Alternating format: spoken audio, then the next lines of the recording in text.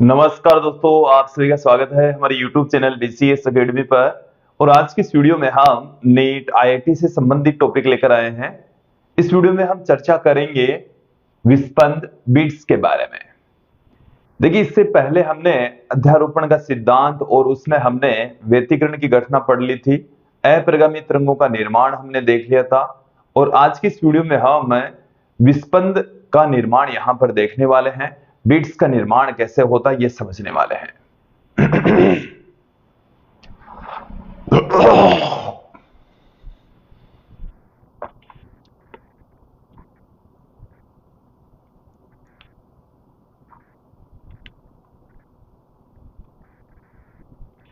नमस्कार दोस्तों, आप सभी का स्वागत है हमारे YouTube चैनल BCS अकेडमी पर। और आज की इस वीडियो में हम नीट IIT से संबंधित टॉपिक लेकर आए हैं। इस वीडियो में हम चर्चा करेंगे विस्पंद बीट्स के बारे में। विद्यार्थियों, इस चैप्टर में हमने अध्यारोपण का सिद्धांत पढ़ा और उसमें हमने ये जाना कि जब दो या दो से अधिक तरंगे आपस में मिलती है तो एक नई तरंग का निर्माण होता है।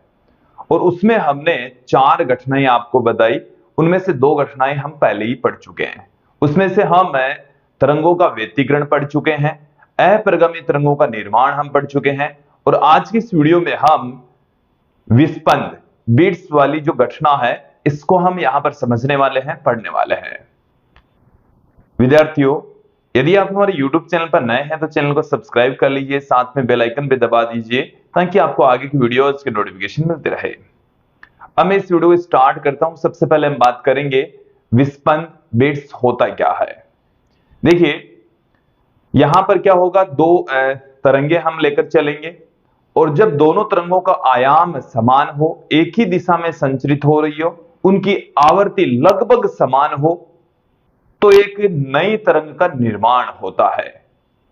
एक बार फिर से सुन लीजिए कि जब 2 समान आयाम और लगभग बराबर आवर्ती वाली, देखिए लगभग बराबर होनी चाहिए, एक ही दिशा में संचरित होती है, जब आपस में मिलती है, अध्यारोपित होती है, तो उसकी अध्यारोपण से एक नई तरंग का निर्माण होता है।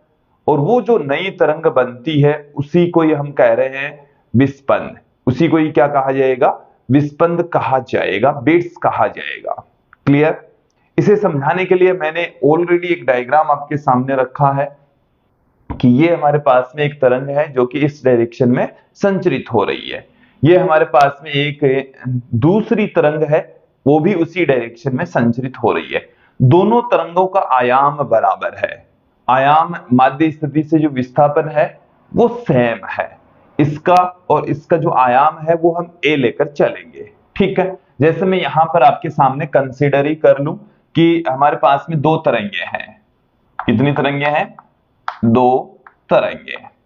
और 2 तरंगों में जो प्रथम तरंग है, प्रथम तरंग, उसका विस्थापन समीकरण है a sin ω1t। ठीक है, तो इसका आयाम कितना हो गया? a हो गया, तो sin 2πn1t हो गया। y1 बराबर क्या हो गया? a sin ω1t, या इसको हम क्या कह सकते हैं, 2πn1t। ω1 इसकी कोणीय आवर्ती है और n1 इसकी रेखीय आवर्ती है। तो ये हमने पहली तरंग दिखाई है। ठीक है, यहां पर मैंने क्या कर दिया, इसका पर्टिकुलर जो आवर्ती है वो 11 हर्ट्ज ले ली है, ये समझने के लिए ली है हमने। ठीक है, फिर जो दूसरी तरंग है उसका आयाम भी a ही है, लेकिन उसकी आवर्ती इससे थोड़ी सी अलग होनी चाहिए। हालांकि डिफरेंस ज्यादा नहीं होना चाहिए, 10 हर्ट्ज से ज्यादा का डिफरेंस नहीं होना चाहिए। इस बात को अभी दिमाग में फिट बैठा लीजिए। तो यहां पर जो दूसरी वाली तरंग है, द्वितीय जो तरंग है, उसका जो विस्थापन समीकरण है y2 बराबर a sin ω2t, इसे हम y2 बराबर a sin 2πn2t लिख सकते हैं। तो ये पहली तरंग का विस्थापन समीकरण, ये दूसरी तरंग का विस्थापन समीकरण। दोनों तरंगों का जो आयाम है वो बराबर है, आवर्ती लगभग बराबर है। ठीक है, अब ये दोनों तरंगे जब एक ही दिशा में संचरित होती हुई आपस में मिलती है तो एक नई तरंग का निर्माण होता है और इस घटना को हम विस्पंद कहते हैं, बिट्स कहा जाता है। तो जो नई तरंग बनती है उसको हम कह रहे हैं परिणामी तरंग। और देखिए परिणामी तरंग है, इसका आयाम लगातार चेंज होता है। ये यहां पर आप देख लीजिए, समझ लीजिए, इसका आयाम देखो अधिकतम हो रहा है, फिर आयाम 0 हो रहा है, फिर यहां पर इधर इस तरीके से आयाम अधिकतम न्यूनतम इस तरीके से लगातार चल रहा है। तो देखिए यहां से एक तरीके से ये वाला जो पीक है, ये एक तरीके से इस तरीके से इसका आयाम है वो एक चक्कर हो जाता है, फिर आयाम का दूसरा चक्कर हो जाता है, इस तरीके से इसके चक्कर हो रहे हैं। ये जो तरंग नई तरंग बनी, ये नई तरंग बनी है विस्पंद के दौरान, बिट्स जो घटना घटित हुई है उसके पश्चात बनी है, और उसका जो आयाम है वो आवर्ती रूप से चेंज होता है। इस चीज को भी क्लियर कर लीजिए। अब विस्पंद की जो आवर्ती होगी वो इन दोनों तरंगों की आवर्तियों के अंतर के बराबर, दोनों तरंगों की आवर्तियों के अंतर के बराबर होती है। देखो यहां पर इसकी आवर्ती 11 हर्ट्ज, इसकी आवर्ती 9 हर्ट्ज, तो विस्पंद की आवर्ती 11 माइनस 2 हर्ट्ज हो जाएगी। देखिए यहां पर ध्यान देना, जैसे मान लीजिए कि यहां से यहां तक 1 सेकंड का समय लगा। कितना समय लगा? 1 सेकंड का।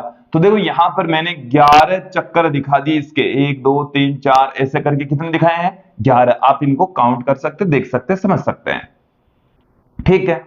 इसी प्रकार से 1 सेकंड में दूसरी वाली तरंग के कितने कंपन दिखाए हैं हमने? वही 9 दिखाए हैं। जबकि इसमें भी कंपन तो हो रहे हैं, कंपन तो हो रहे हैं, लेकिन इसका जो आयाम है, जो आयाम है उसके केवल और केवल 2 चक्कर हो रहे हैं। उसके आयाम के कितने चक्कर हो रहे हैं? 1 और 2। तो आयाम की जो आवर्ती होती है वही विस्पंद की आवर्ती होती है, और जो कि कितनी होगी? n1 minus n2। वो हम आपको बता भी देंगे कि भाई ये आया कहां से, इसको क्लियर भी कर देंगे। तो यहां पर देखें आप, यहां से लेकर यहां तक ये तो इसका तरंग धैर्य है, ये तो इसकी क्या है? तरंग धैर्य। क्लियर? तो ये चीज यहां तक तो क्लियर हो जानी चाहिए। अब देखिए कि मैंने यहां पर 2 तरंगें ली, ये हम विस्पंद का समीकरण अब यहां पर आपके सामने रखने जा रहे हैं। तो 2 तरंगें हमने ले ली, उसमें पहली तरंग y1, दूसरी तरंग y2, दोनों का आयाम 1 के इक्वल है, दोनों की आवर्ती लगभग बराबर है। इसकी आवर्ती ω1, इसकी आवर्ती ω2। इसको हम यदि रेखीय आवर्ती की फॉर्म में लिखें तो 2πn1t, ये क्या हो जाएगा? 2πn2t। क्लियर? अब परिणामी तरंग के लिए हम अध्यारोपण का सिद्धांत लगाएंगे। यहां पर अध्यारोपण के सिद्धांत से हम क्या जानते हैं? अध्यारोपण के सिद्धांत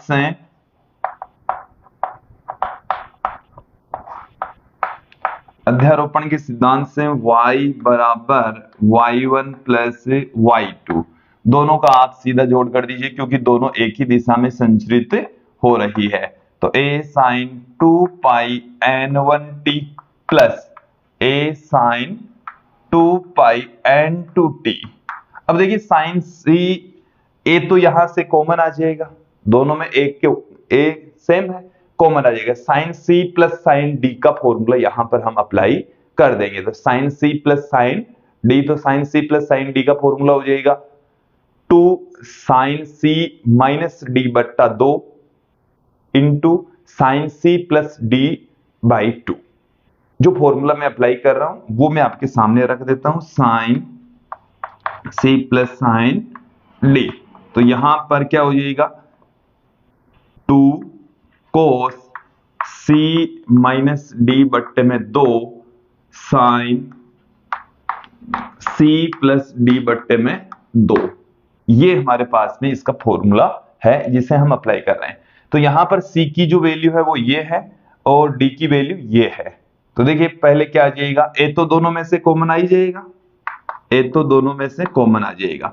फिर क्या है फॉर्मूले में? 2 सी माइनस डी, तो इसमें से ये घटा देंगे, इसमें से ये घटा देंगे, तो कॉस, इसमें से ये घटाएंगे तो देखिए 2 पाई n1 minus n2 into T बट्टे में 2, बट्टे में 2। ये आ गया हमारे पास में इनटू में साइन फिर c प्लस डी, तो इन दोनों को जोड़ेंगे तो 2 पाई उसमें से भी कॉमन आ गया, n1 प्लस n2 t बट्टे में 2। देखिए ये कट जाएगा यहां से, तो y इक्वल टू हमें क्या मिलने वाला है, y इक्वल टू मिल जाएगा 2a कोस, 2 से 2 कैंसिल हो गया, कोस पाई n1 माइनस n2 t, यहां से ये मिला, फिर sign pi n1 plus n2 t, ये प्राप्त हो गया है, ये हमें प्राप्त हो गया। तो ये जो हमें इक्वेशन मिली है ये वाली, ये विस्पंद का समीकरण है। किसका समीकरण है, विस्पंद का समीकरण है। आप यहां पर देखेंगे कि ये वाली जो राशि है 2a cos पाई n1 माइनस n2 t, ये विस्पंद का आयाम होता है, इसे हम ऐसे भी पुट कर सकते हैं। चलिए यहां तक तो आपको समझ में आ गया होगा। मैं अब एक बार इन सबको यहां से हटा देता हूं, मिटाना ही पड़ेगा। देखिए इसे हम क्या लिख सकते हैं, y equal to a sine pi n1 plus n2 t, ऐसे हम विस्पंद का समीकरण पुट कर सकते हैं, जहां जो a है ये इसका आयाम है, विस्पंद का आयाम, जो कि कितना है 2a कोस पाई n1 माइनस n2 t, ये हमारे पास में इसका आयाम है। यहां तक क्लियर हो जाना चाहिए, समझ में आ जाना चाहिए। अब यहां पर हम बात करेंगे कि विस्पंद की घटना के दौरान अधिकतम आयाम कब होता है और न्यूनतम आयाम कब होता है। अधिकतम आयाम और न्यूनतम आयाम की स्थिति यहां पर हम समझेंगे। देखिए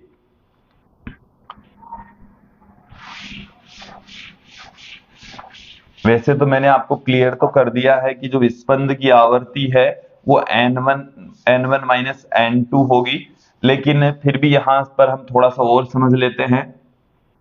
देखिए अधिकतम तीव्रता के लिए, देखिए तीव्रता अधिकतम तभी होगी जब आयाम अधिकतम होगा।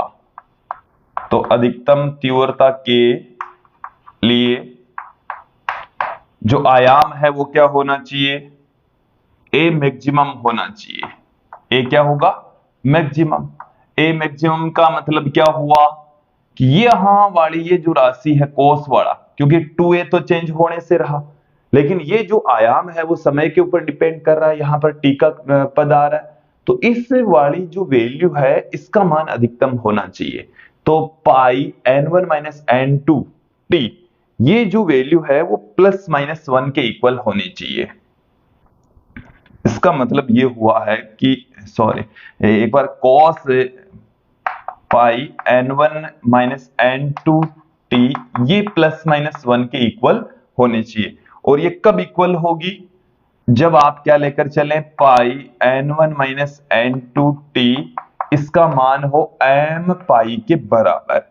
इसका मान किसके इक्वल हो, m पाई के बराबर, जहां m का जो मान है वो 0 1 2 3 इस तरीके से होना चाहिए, प्लस माइनस में भी लेकर चल सकते हैं। क्लियर, तो ये वाली वैल्यू होनी चाहिए। अब मैं यहां से पाई से तो पाई कैंसिल हो जाएगा, समय कितना आ जाएगा हमारे पास में, स्मॉल t बराबर m बट्टे में n1 माइनस n2 होना चाहिए। ये समय यदि है तो जो आयाम है वो अधिकतम होगा। आयाम जब अधिकतम होता है तो तीव्रता भी अधिकतम होगी। क्लियर, देखिए यहां से लेकर यहां तक एक विस्पंद कहलाता है। क्या कहलाता है, एक विस्पंद। और फिर दोबारा एक विस्पंद हो गया, तो इसमें 2 विस्पंद मौजूद है, मतलब विस्पंद की जो आवृत्ति है वो 2 है। क्लियर, वैसे तो विस्पंद तो अधिकतम आयाम ही ये एक विस्पंद हो गया, यहां से यहां तक एक विस्पंद या जो कंपन कहे ना, तो एक पूरा चक्कर होता है उसको हम कंपन कहेंगे, एक पूरे चक्कर को हम क्या कहेंगे, विस्पंद कहेंगे। तो यहां पर देखिए m का मान यदि हम क्या लेकर चले, m का मान यदि हम 0 लेकर चले तो 0 आ जाएगा हमारे पास में, 1 लेकर चले तो 1/में n1 माइनस n2 आ गया, फिर 2/में n1 माइनस n2 आ गया, फिर इसी प्रकार से 3/में n1 माइनस n2 आ गया। इस तरीके से हमें वैल्यू प्राप्त होगी। फिर देखिए न्यूनतम तीव्रता के लिए, न्यूनतम तीव्रता के लिए देखिए क्या होगा, न्यूनतम तीव्रता के लिए एक का मान मिनिमम होना चाहिए। एक क्या होना चाहिए, मिनिमम, आयाम न्यूनतम होना चाहिए, क्योंकि जो तीव्रता है वो आयाम के वर्ग के समानुपाती होती है, तो ए मिनिमम होना चाहिए। ए मिनिमम कब होगा, जब cos पाई n1 minus n2 into T ये मिनिमम हो। और ये मिनिमम कब होता है, जब इसकी वैल्यू 0 होती है। और ये 0 कब होगा, जब इस वाली राशि का मान क्या हो, देखो मैं आपके सामने रख देता हूं, पाई n1 minus n2 into T बराबर 2m प्लस 1 पाई बाई 2 हो, जहां m वही है 0 1 2 3 4 5 6। क्लियर। यदि इस तरीके से हो, मतलब इसका मान जब 0 रखेंगे तो पाई बाई 2 आ गया, फिर 1 रखेंगे तो 3 पाई बाई 2 आ गया, फिर 2 रखेंगे तो 5 पाई बाई 2। क्लियर। तो यहां से जब समय का मान कितना हो, समय देखो पाई से तो पाई कैंसिल हो गया, फिर जब 0 पुट करेंगे तो देखिए कितना मान आएगा, 0 पुट, m का मान 0 पुट करेंगे तो हमें मिल जाएगा 1/में, देखो ये 2 तो पड़ा ही है, ये n1 माइनस n2 और डिवाइड में चला जाएगा, तो 2n1 माइनस n2, फिर इसी प्रकार से 3/2n1 माइनस n2, देखो m बराबर 1 रखेंगे तो 3 आ गया, फिर 5/2n1 माइनस n2, ऐसी वैल्यू हमें प्राप्त होती चली जाएगी। देखिए अधिकतम तीव्रता और न्यूनतम तीव्रता के लिए मैंने यहां पर प्रतिबंध आपको बता दिए हैं कि कब अधिकतम तीव्रता होगी और कब न्यूनतम तीव्रता होने वाली है। इन चीजों को क्लियर कर लेना, दिमाग में फिट बिठा लीजिए। देखिए जो विस्पंद है उसकी जो आवृत्ति है वो किसके इक्वल होती है, तो देखिए ये समय के, जब हम समय लेकर चले 1 सेकेंड, समय कितना लेकर चले 1 सेकेंड, 1 सेकेंड जब हम समय लेकर चलेंगे तो हमें देखिए यहां पर क्या प्राप्त होने वाला है, t बराबर 1 लेकर चलेंगे तो ये हमारे पास में समय है, ये हमारे पास में क्या है, समय। ये 1 सेकेंड मतलब t का मान 1, तो जो आवृत्ति है वो कितनी आ जाएगी, n1 minus n2, n1 minus n2 प्राप्त हो जाएगी। इसमें भी सेम ही प्राप्त होने वाली है, तो जो विस्पंद है उसकी आवृत्ति कितनी होगी, n1 माइनस n2 के इक्वल प्राप्त होने वाली है।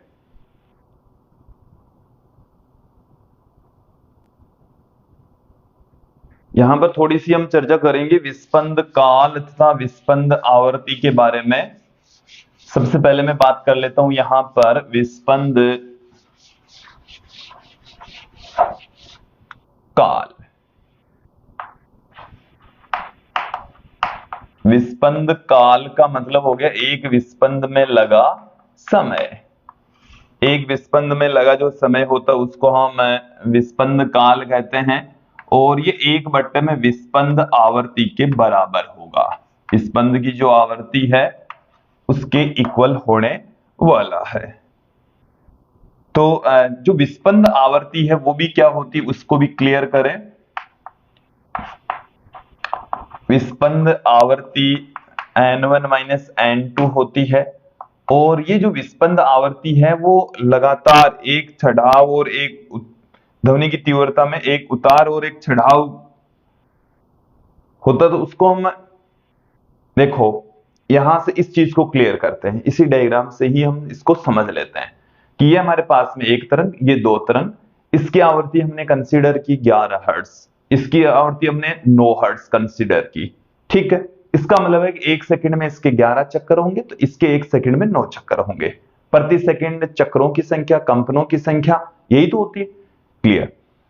अब जो विस्पंद बना तो विस्पंद में एक समीकरण तो हमें अलग प्राप्त होती है, वो हमने क्लियर कर दिया आपको कि a sin pi n1 plus n2 t, वो समीकरण तो ये मिली। तो उसकी जो समीकरण हमें मिली उसकी जो आवर्ती है वो n1 प्लस n2 बट्टे में 2 के इक्वल होती है।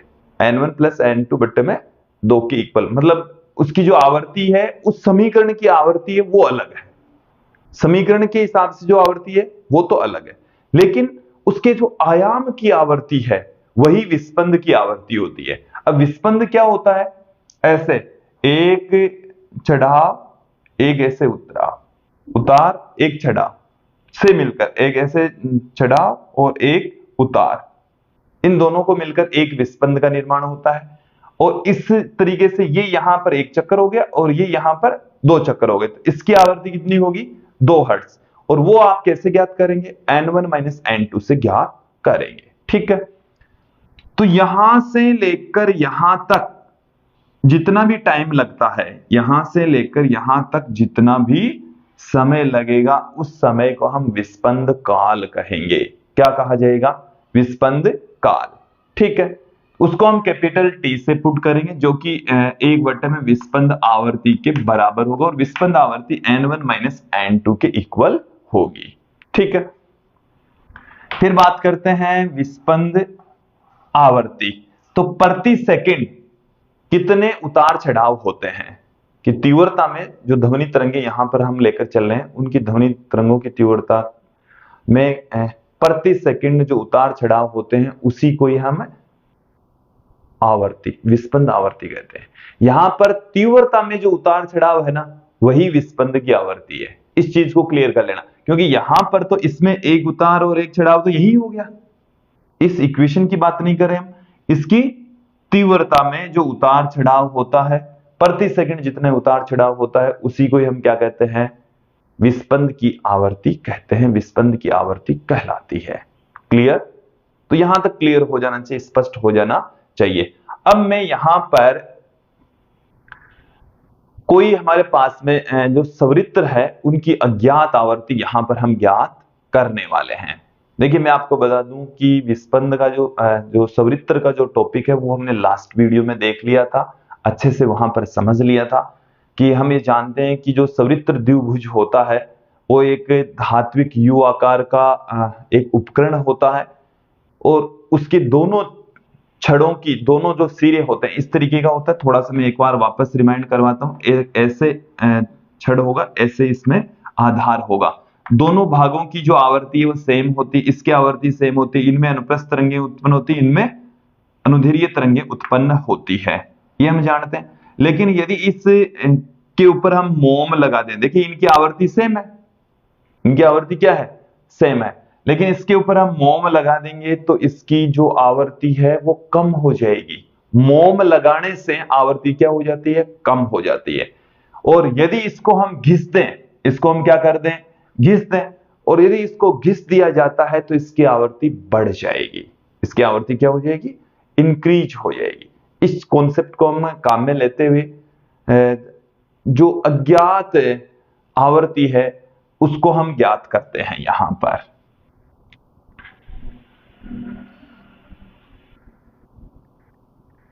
देखिए विद्यार्थियों, अब हम अज्ञात आवर्ती ज्ञात करेंगे।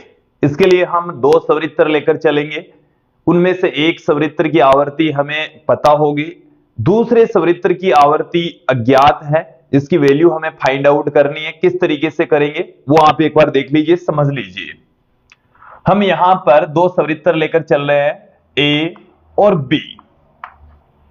ए की जो आवर्ती है वो है एन ए की जो आवर्ती है वो कितनी है, एन ए।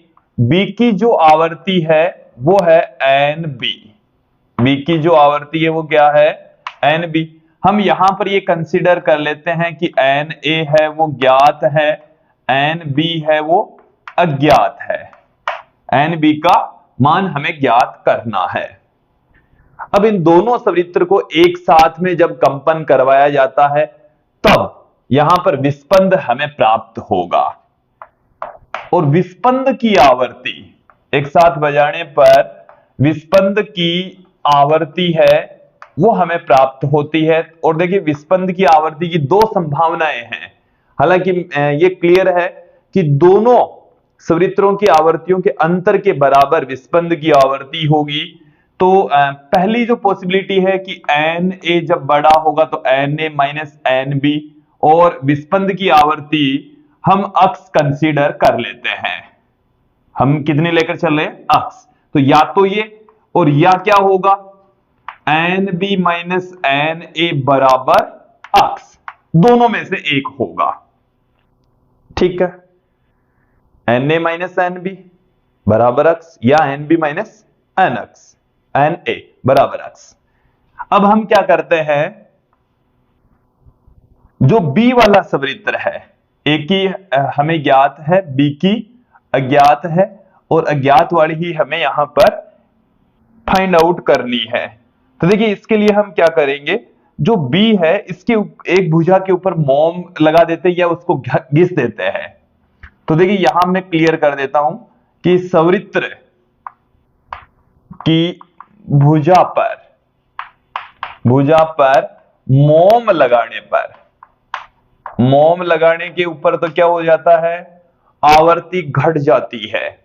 मोम लगाने पर आवर्ती घट जाएगी, और घिसने पर या रेत देने के ऊपर लगाने पर आवर्ती घट जाती है। आवर्ती घट जाती है, जबकि सवृत्त को रेत देने पर या सवृत्त को घिस देने पर, सवृत्त को घिस देने पर, इस सवृत्त को घिस दिया जाए, आवर्ती बढ़ जाती है। आवर्ती बढ़ जाती है।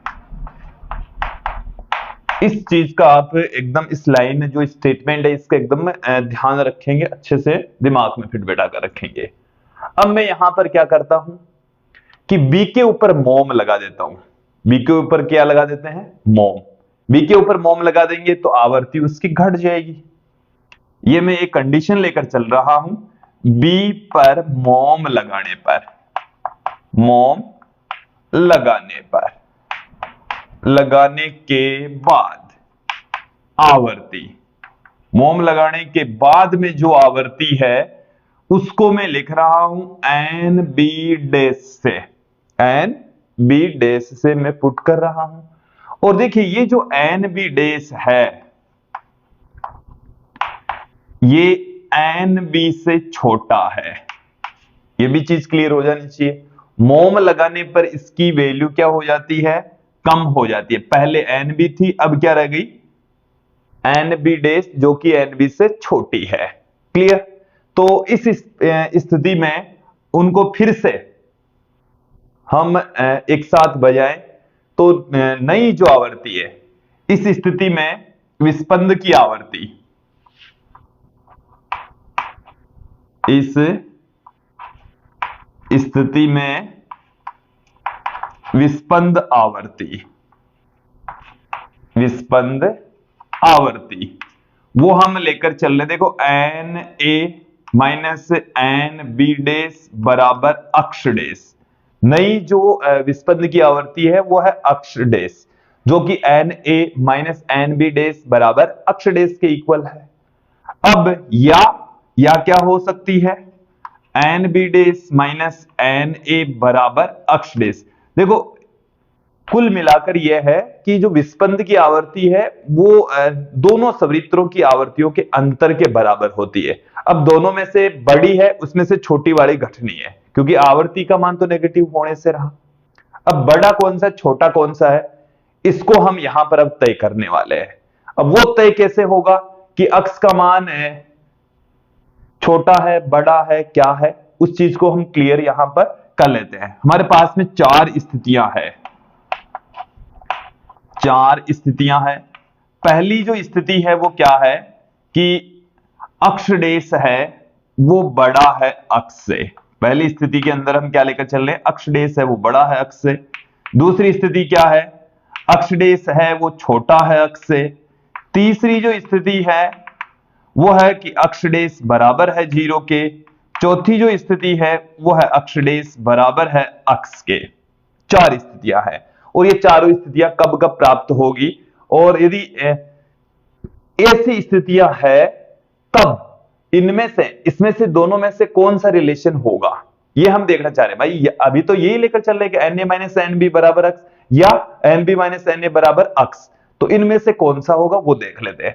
देखो यहां पर अब बोर्ड पर फोकस करना, अब सारी की सारी चीजें समझने वाली है। वैसे जब हम क्वेश्चन करेंगे सोल्व तो बेटर तरीके से समझ में आएगा।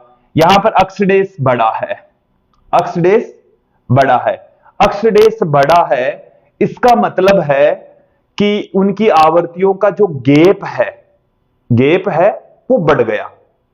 पहले जो भी गैप था एन ए और एन बी के बीच में जो गैप था, अंतर था, वो अक्स था। अब एन ए और एन बी डेश, इन दोनों के बीच का जो अंतर है वो बढ़ गया। अब मेरी बात को सुनना, इसके लिए हम क्या करेंगे, थोड़ा सा एक एग्जाम्पल सेट कर लेते हैं यहां पर, ताकि हम बेटर तरीके से समझ लें कि हमारे पास में एन ए का मान है 256 और एन बी का मान है, जैसे मैं यहां पर एक बार भाई विस्पंद की जो आवृत्ति है ना वो जैसे हमें सुनाई दी 3, कितनी सुनाई दी, ये अक्स का मान है, किसका मान है, अक्स का मान है। तो इस एन बी के मान क्या हो सकते हैं, एक तो हो सकता है 253, इसमें से ये घटाएंगे तो ऊपर वाले हिसाब से तो 253, तो 3 आ जाएगा, और इस हिसाब से इसका मान हो जाएगा 259, तो 259 में से 256 घटाएंगे तो 3 आ जाएगा। क्लियर। अब इस वाली स्थिति के अंदर कि अक्ष डेश बड़ा है अक्ष से, मोम लगा दिया तो इसकी आवर्ती घट जाएगी। अब इसकी आवर्ती 253 से कम है या 259 से कम है, और गैप है वो बढ़ना चाहिए, अब देखो 253 पर मोम लगाएंगे तो इसका गैप है वो बढ़ेगा, इसका गैप है वो क्या होगा, बढ़ेगा। तो बढ़ेगा इसका मतलब ये वाला तो फिट बैठता है, लेकिन इसके ऊपर मोम लगाए देंगे तो इसकी आवर्ती कम हो जाएगी, गैप है वो कम होगा, कम होगा। तो यहां पर ये वाला जो रिलेशन है 253 वाला वो सही होने वाला है, और 253 वाला ऊपर वाला है N A minus N B बराबर अक्स। क्लियर। इसको क्लियर करें कि एन ए और एन बी के बीच का जो अंतर है वो अक्स था, मोम लगा दिया तो अंतर और बढ़ जाएगा, तो अंतर और बढ़ने का मतलब है कि एन ए इसमें बड़ा होगा और एन बी यहां पर छोटा होगा। तो अक्ष डेश जब बड़ा है अक्ष से तो एन ए बड़ा होगा एन बी से, ये क्लियर हो जाना चाहिए। फिर मैं लौटता हूं, अक्ष डेश लेस देन अक्ष। अब की बार अक्ष डेश छोटा है, मोम लगा देने के उपरांत जो गैप है, अंतर है, वो अब पहले की तुलना में क्या हो गया, कम हो गया। पहले की तुलना में क्या हो गया, गैप कम हो गया। अब गैप कम हुआ है तो देखो इसके ऊपर यदि हम ये वाली कंडीशन लेकर चले, इसके ऊपर मोम लगाएंगे तो गैप बढ़ेगा, इस पर मोम लगा देंगे तो गैप कम हो जाएगा। मतलब इस पर मोम लगाने का मतलब तो हो गया कि ये गैप, मतलब ये आवर्ती कम होगी, आवर्ती क्या होगी, 259 से कम होगी, 258 हो जाएगी, 257 हो जाएगी, तो गैप क्या होना है, कम हो जाएगा।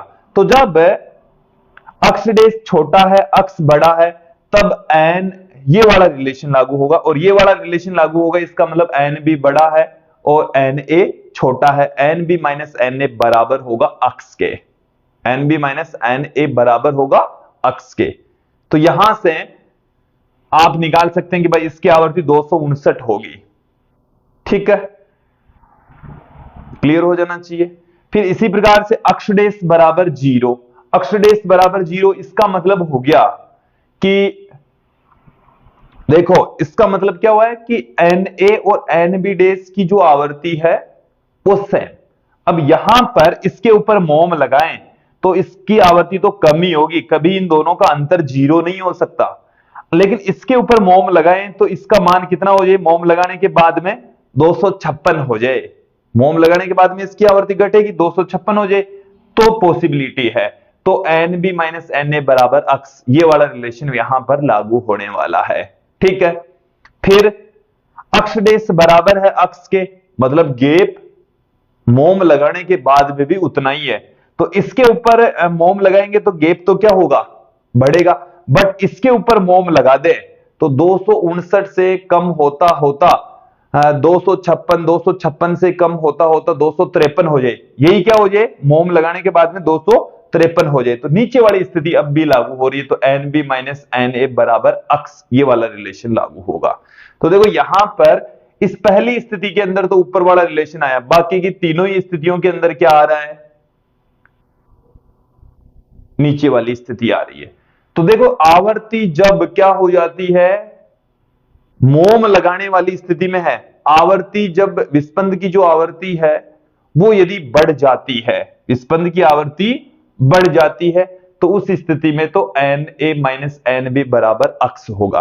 अन्य सभी स्थितियों में, अन्य सभी स्थितियों में जैसे मान लीजिए कि विस्पंद की जो आवर्ती है वो घट जाती है, या पहले वाली जितनी ही रह जाती है, या जीरो हो जाती है, तो N B minus N A बराबर क्या होगा, अक्स होगा। क्लियर हो जाना चाहिए, स्पष्ट हो जाना चाहिए। सिमिलर टाइप से जैसे ये आपको मोम लगाकर मैंने बताया आवर्ती यहां पर घट रही है, यदि ये आपको समझ में आ गया तो सिमिलर टाइप से हम यदि सवृत्तर बी को यदि हम घिस देते हैं तो घिसने के पश्चात उसकी आवर्ती क्या हो जाएगी, बढ़ जाएगी। चलिए मैं ये वाली स्थितियां, देखो ये सब चीजें समझने के, इनके फॉर्मूले आप रट नहीं सकते, और रटोगे तो कहीं ना कहीं गलती हो ही जाएगी। तो बी को घिसने पर, बी को घिसने या रेंतने के बाद जो आवर्ती है वो है एन बी डैश।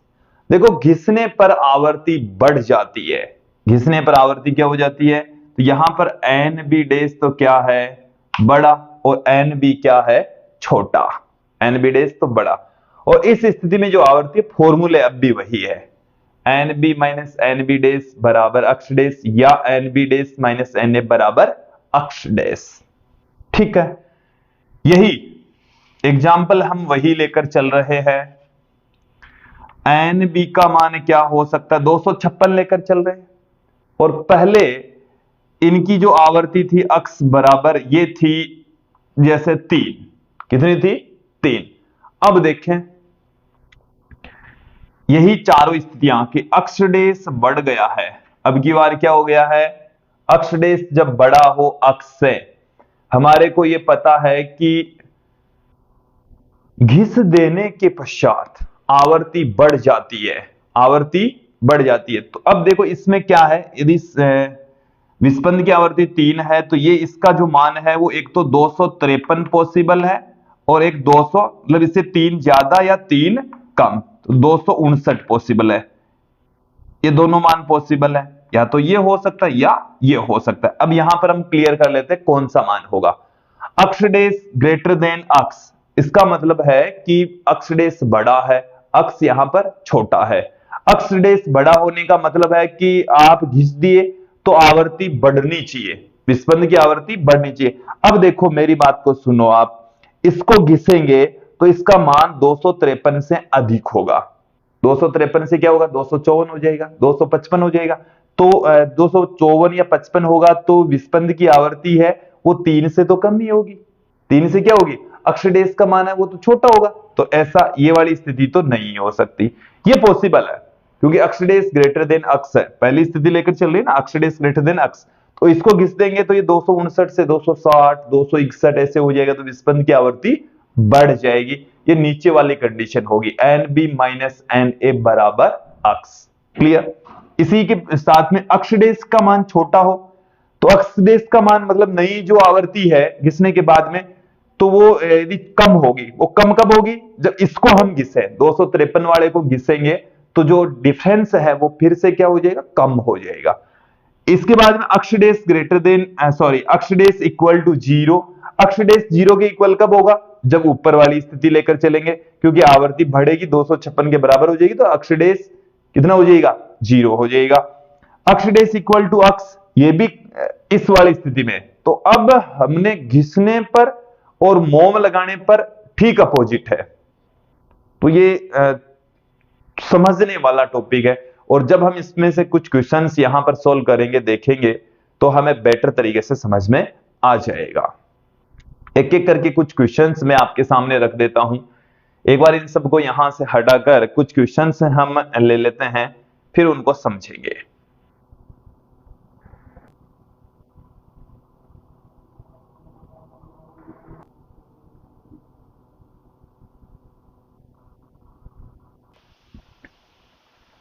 चलिए अब एक एक करके कुछ क्वेश्चंस यहां पर देख लेते हैं। सबसे पहले ये क्वेश्चन देखिए कि दो सवृत्रों ए तथा बी को साथ साथ बजाने पर 4 विस्पंद प्रति सेकंड उत्पन्न होते हैं। बी की आवृत्ति 512 हर्ट्ज है। चले मैं इन सबको मैं यहां पर पुट कर लेता हूं। बी की जो आवृत्ति है वो है 512 हर्ट्ज, ठीक है। 4 विस्पंद प्रति सेकंड उत्पन्न होते हैं, तो एक की आवृत्ति क्या होगी? एक की आवृत्ति देखो 4 विस्पंद उत्पन्न होते हैं, तो या तो इससे 4 कम, तो 4 कम हो गया तो 508 हर्ट्ज, या इससे 4 ज्यादा तो 516 हर्ट्ज। इन दोनों में से हैं, या लगा देता हूं मैं, या तो ये या ये, ठीक है। यदि सवृत्तर ए की भुजा थोड़ी रेंत दी जाए, मतलब घिस दी जाए, तो विस्पंदों की संख्या बढ़कर 6 हो जाती है। तो एक की आवृत्ति रेंत देने से पहले और बाद में कितनी थी? अब देखो रेंत देने के ऊपर विस्पंदों की संख्या बढ़ रही है, और मैं आपको बता दूं कि रेंत देने पर या घिस देने के उपरांत उस सवृत्तर की आवृत्ति बढ़ जाएगी। तो देखो यहां से यदि ये इंक्रीज होगी, घिस रहे हैं रेंत रहे हैं, तो ये भी बढ़ेगी ये भी बढ़ेगी, तो विस्पंदों की संख्या क्या होगी? यहां पर विस्पंदों की संख्या जैसे अक्स है, तो अब यहां पर पहले गैप 4 था, ये यदि बढ़ जाता तो गैप क्या हो जाएगा? कम, मतलब यहां पर 4 से कम। इस स्थिति में तो क्या आएगा? 4 से कम। और यहां पर यदि ये बढ़ जाता है तो ये 4 से अधिक, 4 से अधिक, और यहां पर हमें 4 से अधिक ही प्राप्त करना है। विस्पंदों की संख्या बढ़कर कितनी करनी है? 6। तो ये वाली आवृत्ति सही है। तो ये तो घिसने से पूर्व 516 और घिसने के बाद में 6 विस्पंद सुनाई देते हैं, तो कितना हो जाएगा? यह तो गलत है। तो 516 और बढ़ गया 6 विस्पंद, यहां से 6 विस्पंद का मतलब कितना हो गया? घिसने के बाद में 518 हर्ट्ज हो जाएगी। ये क्लियर हो जाना चाहिए। नेक्स्ट क्वेश्चन देखिए कि 256 हर्ट्ज ज्ञात आवृत्ति का एक सवृत्र एक पियानो के कंपित तार के साथ प्रति सेकंड 5 विस्पंद उत्पन्न करता है। देखें एक बार इसको क्लियर करें।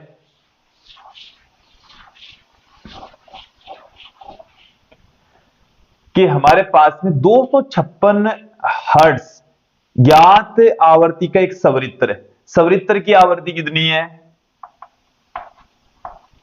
सवृत्र की आवृत्ति वो हमें दे रखी है 256 हर्ट्ज, पता है हमें। पियानो के कंपित तार के साथ में, एक पियानो है और उसके तार के साथ में प्रति सेकंड 5 विस्पंद उत्पन्न करता है। तो अक्स बराबर कितना है? 5। अब यहां पर पियानो के तार की आवृत्ति, पियानो की आवृत्ति 5 विस्पंद उत्पन्न कर रहा है, तो पियानो की आवृत्ति क्या हो जाएगी?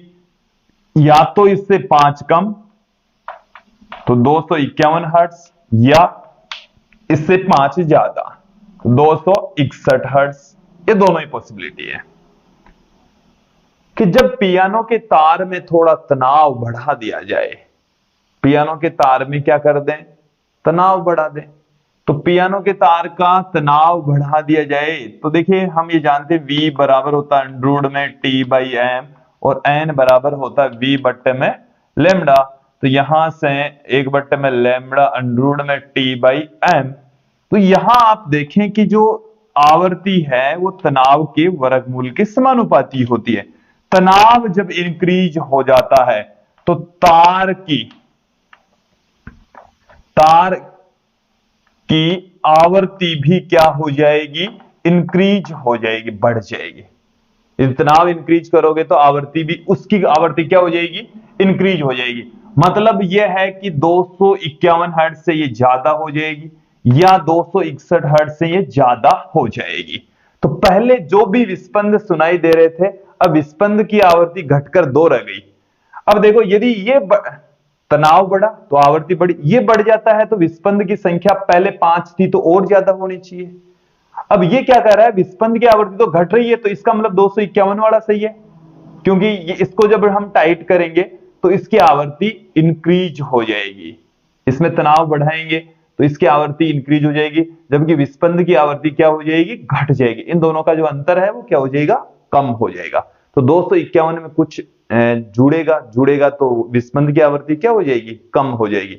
तो हमारे को ये पूछा है कि तनाव बढ़ाने के पहले पियानो के तार की आवर्ती क्या थी, तो क्या थी, 251 हर्ट्ज थी। कितनी थी, 251 हर्ट्ज। ठीक है, नेक्स्ट और अंतिम क्वेश्चन देखिए कि मूल आवर्ती से कंपित सोनोमीटर के साथ 250 हर्ट्ज आवर्ती का सवरित्र ध्वनित करने पर 10 हर्ट्ज आवर्ती के विस्पंद उत्पन्न करता है। तो सवरित्र को घिस देने पर विस्पंद की आवर्ती घट जाती है। सोनोमीटर तार की लंबाई 0.5 मीटर के लिए अनुप्रस्थ तरंग का वेग क्या होगा। देखिए वेग v बराबर होता है n लैम्बडा। v बराबर क्या होता है, n लैम्बडा। तो यहां पर चलिए हम देख लेते हैं, इस क्वेश्चन को भी समझें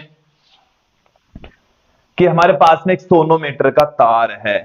सोनोमीटर स्वर मापी हम पढ़ ही चुके हैं, और उस मूल आवर्ती से कंपित कर रहा है कि मतलब उसमें जो प्रथम विधा है उसमें वो कंपन कर रहा है। क्लियर। चलिए, तो यहां पर आप देखें कि सवरित्र की जो आवर्ती है, सवरित्र की आवर्ती वो हमें इस क्वेश्चन में दे रखी है 250 हर्ट्ज। अब विस्पंद कितने दे रखे हैं, विस्पंदों की संख्या अक्स बराबर हमें दे रखा है 10 हर्ट्ज। ठीक है, इसके साथ में हमें जो सोनोमीटर की आवर्ती है, सोनोमीटर की आवर्ती, देखिए यहां से कितनी होगी सोनोमीटर की आवर्ती, या तो इसमें 10 जोड़ दो या इसमें से घटा दो, तो 240 हर्ट्ज या कितनी होगी 260 हर्ट्ज, दोनों में से एक होगी, दिस या दिस। ठीक है, दोनों में से एक होगी। अब हम क्या करें, सवरित्र को घिस देने पर विस्पंद की आवर्ती घट जाती है। सवरित्र को हम क्या कर रहे हैं, घिस रहे हैं, और घिस रहे हैं तो सवरित्र की आवर्ती घिसने के बाद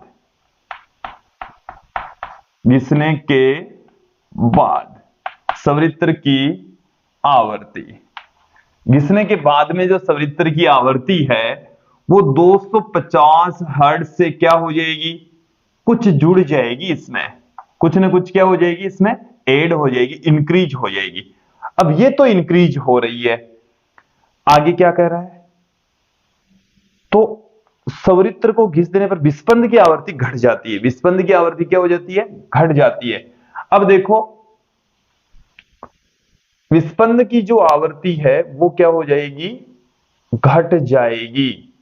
तो ये 250 है, 250 से जब बढ़ेगा तो देखो इन दोनों के बीच का तो गैप बढ़ेगा, तो ये तो पॉसिबल नहीं है।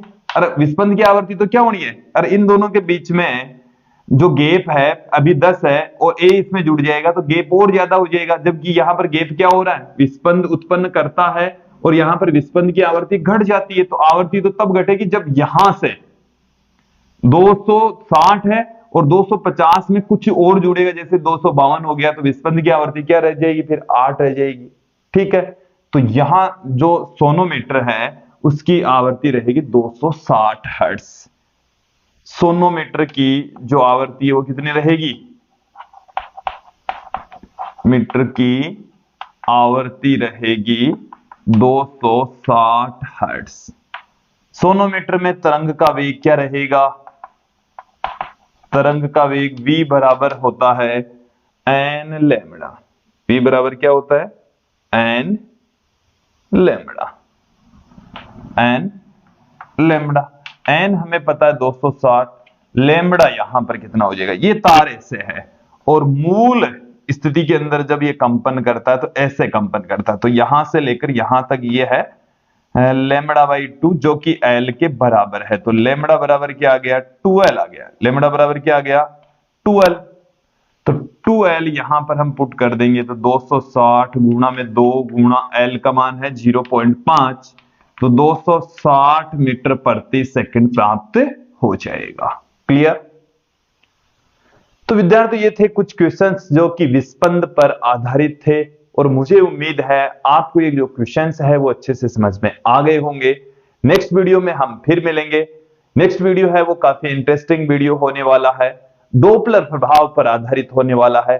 काफी इंटरेस्टिंग और महत्वपूर्ण वीडियो होने वाला है। आज की इस वीडियो में इतना ही। धन्यवाद दोस्तों, जल्द ही मिलेंगे अगले वीडियो में।